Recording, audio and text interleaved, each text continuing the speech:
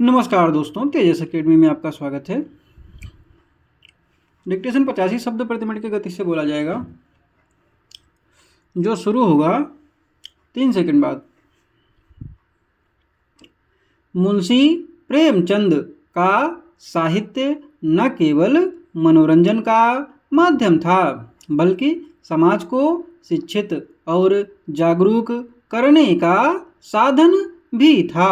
उन्होंने अपनी रचनाओं के माध्यम से उस समय की ज्वलंत समस्याओं को सामने रखा और समाधान की ओर इशारा किया।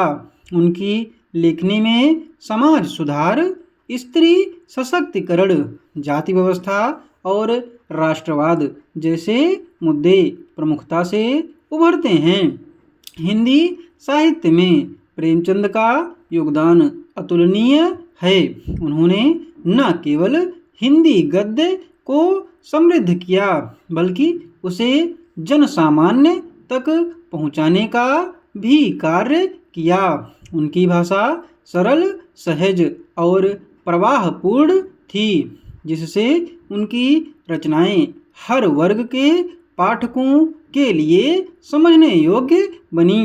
वे मानते थे कि साहित्य समाज का दर्पण है और इसीलिए उनकी कहानियाँ और उपन्यास समाज की वास्तविकता को प्रकट करते हैं। प्रेमचंद ने अपने लेखन के माध्यम से सामाजिक चेतना का अलख जगाया और साहित्य को समाज सुधार का माध्यम बनाया।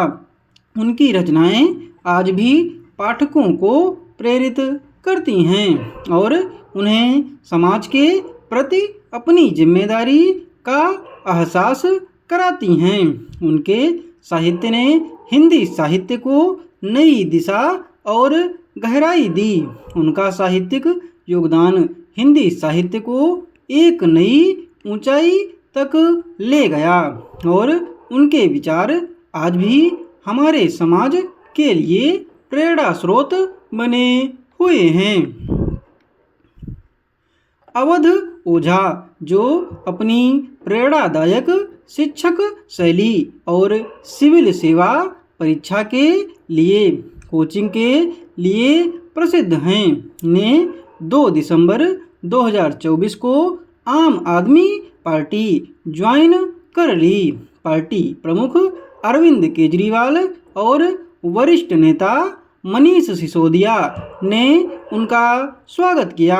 ओझा ने आप के शिक्षा क्षेत्र पर केंद्रित दृष्टिकोण को समर्थन देते हुए इसे अपने राजनीतिक सफर के लिए प्रेरणा बताया। ओझा मूल रूप से उत्तर प्रदेश के गोंडा जिले से हैं और उन्होंने यूपीएससी कोचिंग में नई ऊंचाइयों को छूते हुए लाखों छात्रों को प्रेरित किया है। उनके इस कदम को आगामी दिल्ली विधानसभा चुनावों के मद्देनज़र महत्वपूर्ण माना जा रहा है, जिसमें आप लगातार तीसरी बार सत्ता में आने की कोशिश कर रही है। ओझा ने शिक्षा के क्षेत्र में सुधार को अपनी प्राथमिकता बताया और आप के शिक्षा मॉडल की सराहना की। राजनीतिक क्षेत्र में उनकी एंट्री को आप के लिए एक रणनीतिक बढ़त माना जा रहा है, क्योंकि उनके व्यापक सोशल मीडिया फॉलोइंग और शिक्षण के प्रति समर्पण से पार्टी को लाभ हो सकता है।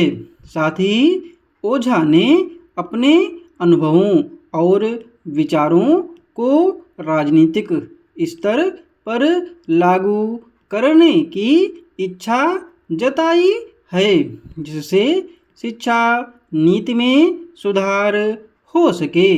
यह कदम आप के लिए एक सकारात्मक बदलाव के रूप में देखा जा रहा है, खासकर शिक्षा क्षेत्र में उसकी पहलों को आगे बढ़ाने के दृष्टिकोण से।